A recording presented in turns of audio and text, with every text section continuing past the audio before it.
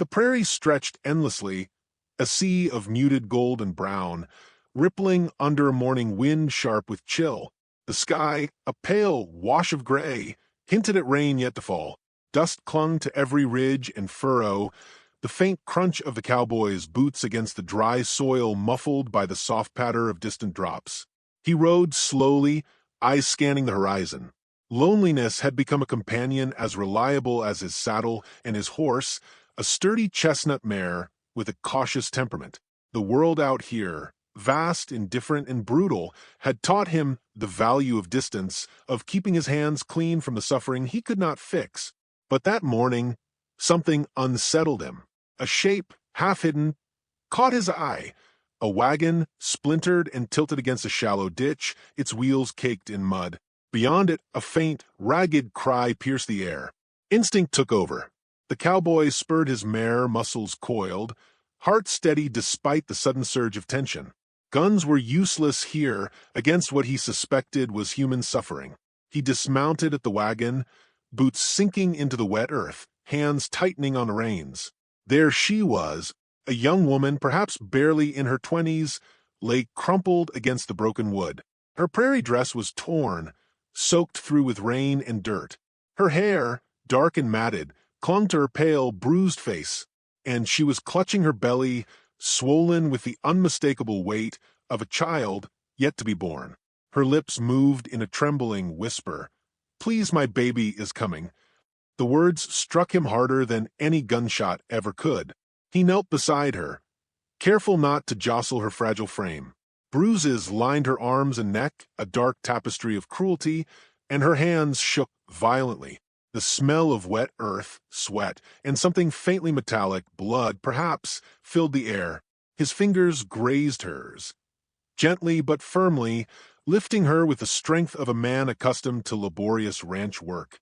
She moaned softly, her eyes wide with a mixture of fear, pain, and hope. "Please don't leave me," she whispered. He shook his head. Leave?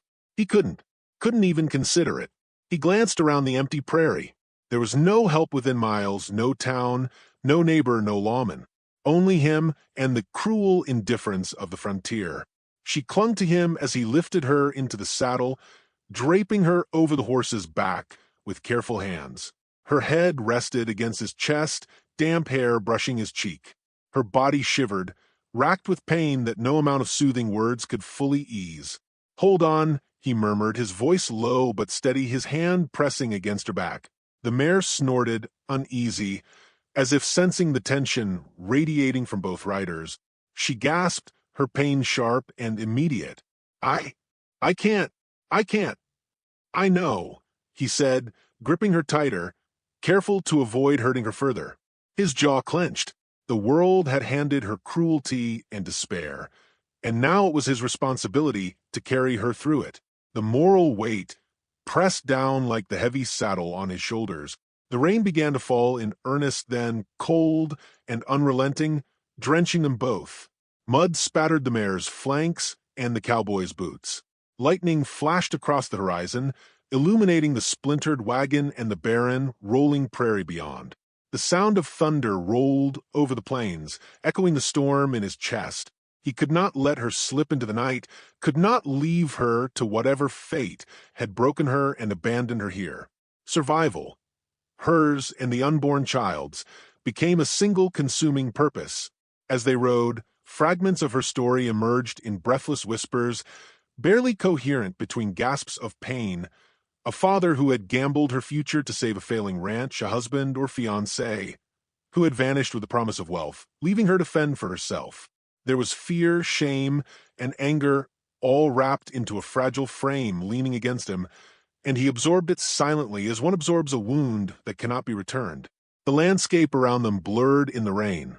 Thorny brush tore at their clothing, and each gust of wind seemed determined to knock them from the path. He kept his eyes on the horizon, but his mind raced. Cabin miles away, but would it hold fast against the storm? Would she survive the night? Could he manage the labor if it came before they reached safety? Every shadow seemed to hold threat, wild animals, desperate men, perhaps even someone sent to finish what her family had started. Yet None of that compared to the suspense of the unknown. The life she carried, and the fragility of the young mother who clung to him with the last of her strength. By mid-morning, the cabin's outline finally broke through the gray curtain of rain and mist. Smoke curled lazily from the chimney, a small beacon in a vast, indifferent world. Relief and fear collided within him. Relief that shelter awaited, fear for what this night had yet to demand. He dismounted carefully, lifting her with all the strength he could muster. She gasped as her feet touched the rough wooden floor of the porch, and for a fleeting moment her eyes met his, wide with gratitude and a glimmer of trust.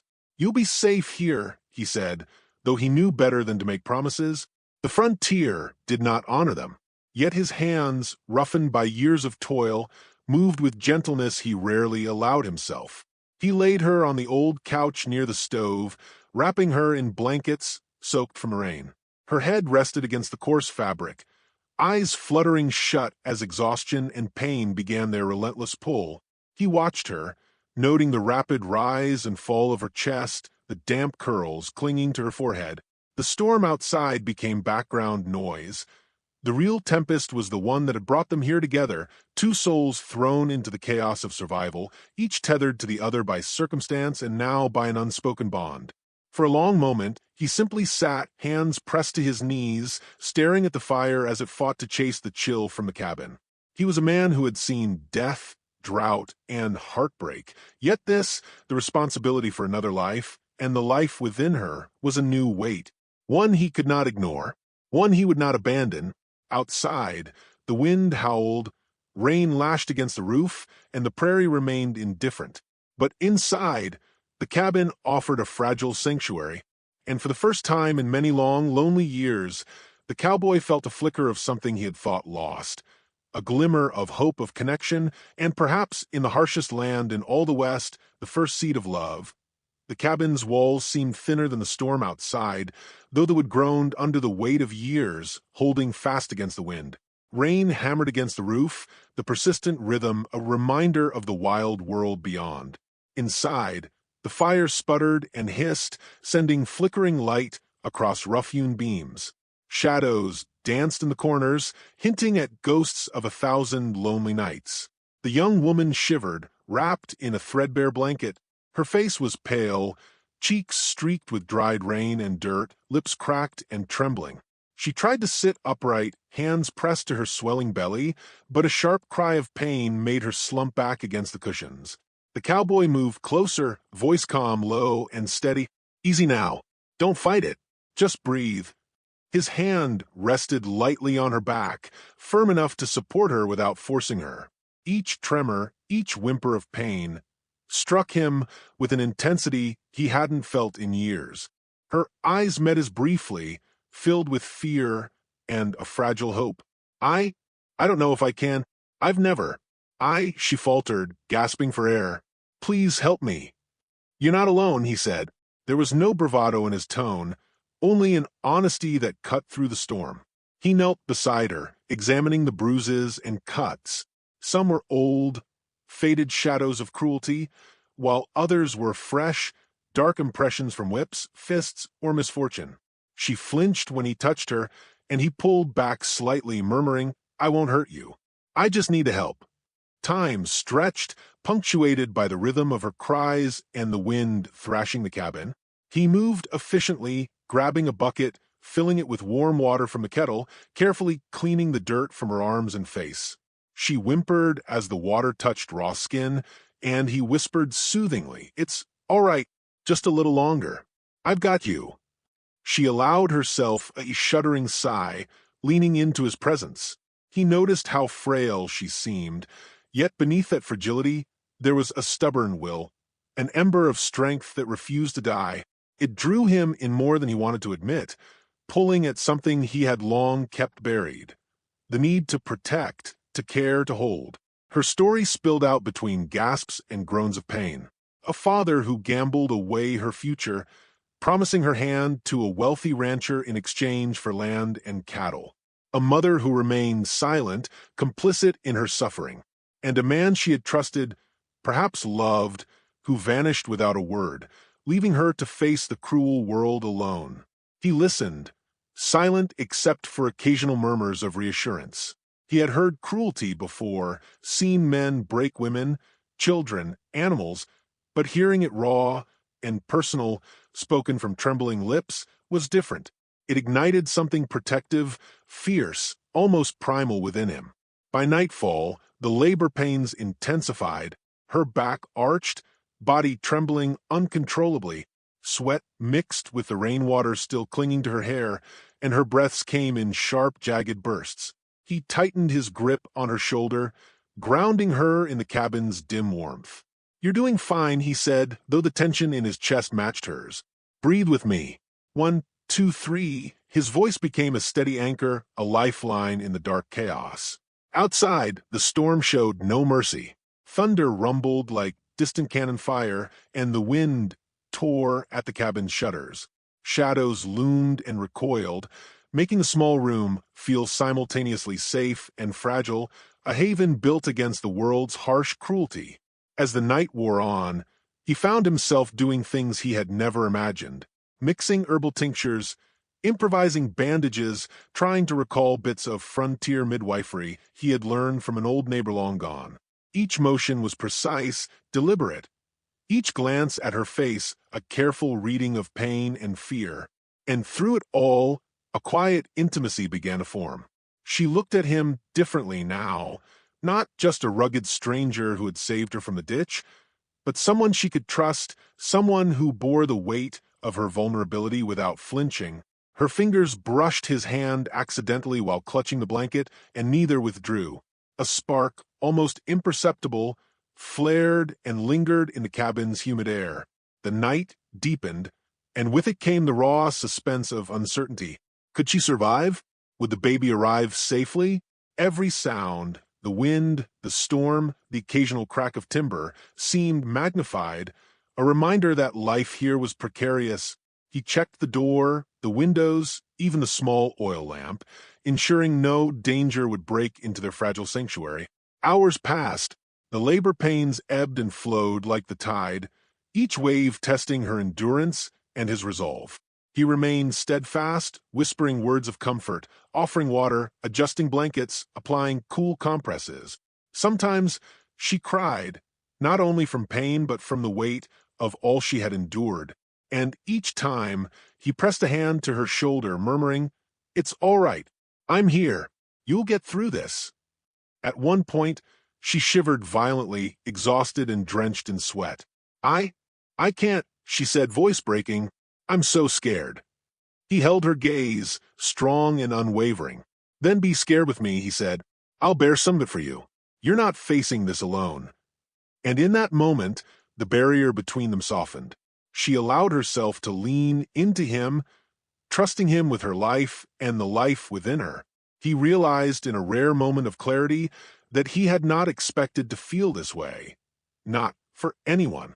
Yet here, amid the storm and struggle, he found himself drawn to her, not just by duty, but by something far deeper, something fragile yet undeniable. The hours stretched long into the night. Each contraction tested endurance. Each tremor in her body mirrored his own anxious heartbeat. Yet amidst the pain, there were fleeting moments of tenderness. A touch of her hand on his cheek, a whispered thank you, a brief, shared glance that spoke more than words ever could. The storm outside raged, but inside, a quiet bond was being forged in the crucible of survival. By the early hours of morning, the climax of her labor approached. He prepared what little he could. Clean cloths, warm water, a steadying presence. His hands, usually calloused from rope and reins, were gentle but certain, guiding and supporting, ready to meet whatever fate the frontier would deliver. And as the first light of dawn crept through the cabin's small windows, painting the rough wooden walls with muted gold, the tension reached its peak. The night had been long, perilous, and harrowing. Yet within the small, flickering circle of firelight, a fragile sanctuary persisted. A place where two souls, scarred by the cruelty of the world, had begun to intertwine, bound by trust, necessity, and the quiet stirrings of something more. Outside, the prairie remained wild and unyielding. But Inside, the struggle and shelter had set the stage for the miracle to come, and for the beginnings of a love neither had anticipated, forged in pain, patience, and the harsh, unrelenting beauty of the frontier. The first hints of dawn crept through the tiny cabin window, painting the rough walls in pale gold. Rain still pattered against the roof, though softened, a fading rhythm. Inside, the air was thick with heat and tension, the culmination of hours of pain, struggle, and relentless uncertainty. The young woman's breathing came in sharp, ragged bursts. Her back arched as another contraction tore through her body. Sweat gleamed on her brow. Her dark hair clung in damp strands to her face. She cried out, clutching her swollen belly, and the cowboy leaned closer, heart hammering with fear and determination. "You're almost there," he murmured, voice low but firm. "I'm right here. Breathe with me. 1, 2, 3. Her fingers gripped his hand, tight enough to leave impressions in his callous skin. Pain and terror flashed in her eyes, but so did trust, a trust she had not offered easily to anyone. His hand pressed gently against her shoulder, guiding, supporting, anchoring her to the present.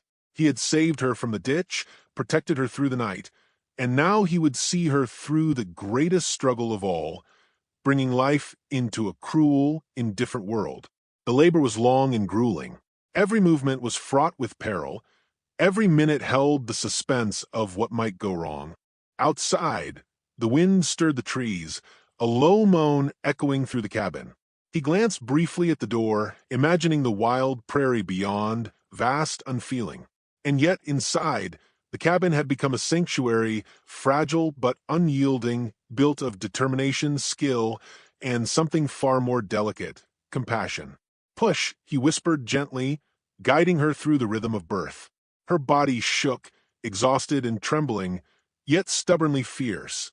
He adjusted blankets, held warm water, and murmured constant reassurance. Every detail mattered. A cloth here, a hand there, a voice that reminded her she was not alone. She gasped, tears streaking her dirt-stained face.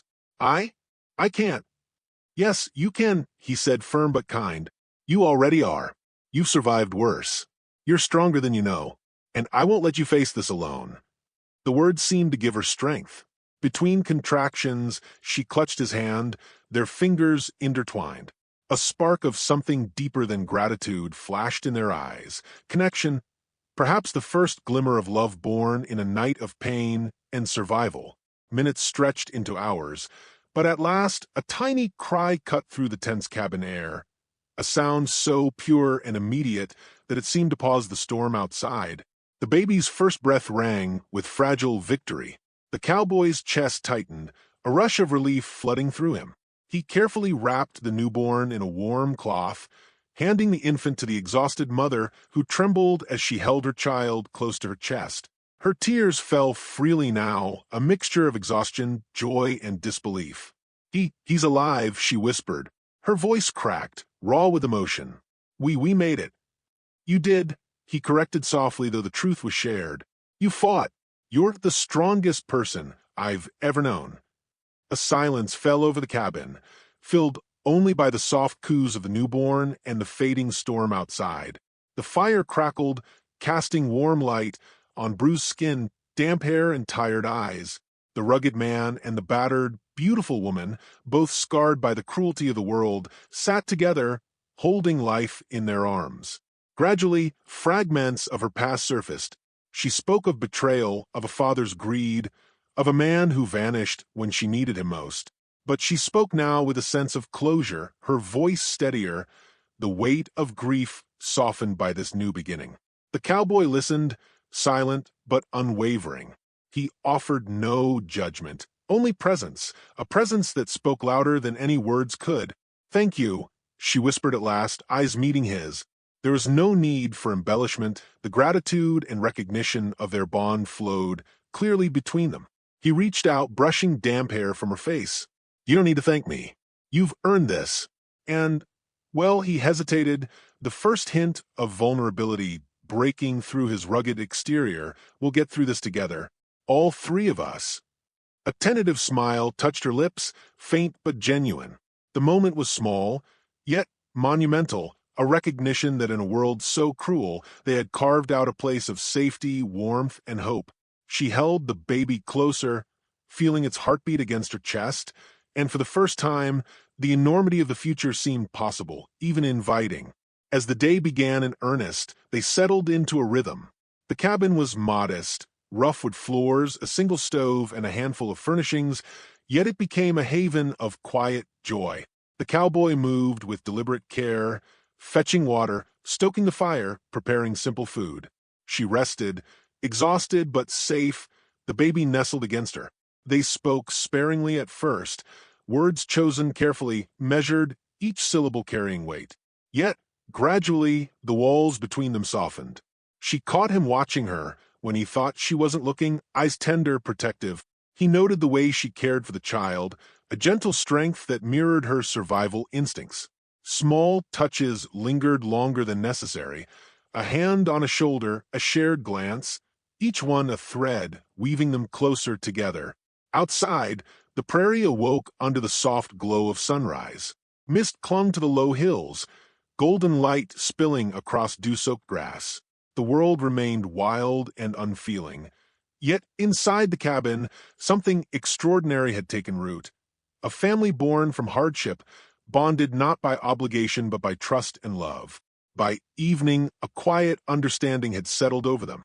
The young mother, her strength renewed by the safe birth of her child, looked to the cowboy with gratitude and something deeper. She had come to the frontier expecting cruelty, betrayal, and abandonment. Instead, she found protection, compassion, and a steadfast man who had never asked for anything but given everything. He met her gaze steadily, a subtle acknowledgement passing between them. Words were unnecessary. Their shared ordeal had said more than any conversation could. In the small cabin, amid the scent of smoke, wood, and new life, they had discovered something neither expected. Hope and love, fragile yet insistent, had begun to bloom. Night fell once more, calm now, the storm having passed. The baby slept peacefully between them, warmth radiating from the small body into their hearts. The frontier's cruelty had not vanished, but in their cabin they had carved a sanctuary, a place where life, resilience, and love could flourish against the odds. And as the fire burned low, casting flickering shadows across the cabin walls, the cowboy and the woman sat together, side by side, their hands brushing over the infant. No words were needed. They had survived, they had protected life, and in the most unlikely of places they had found each other. The prairie beyond remained harsh, unyielding, and vast, yet it no longer held fear for them. Together, they would face its trials, its dangers, and its beauty. Together, they had found redemption and the beginnings of a life worth living under the endless, golden skies of the Wild West.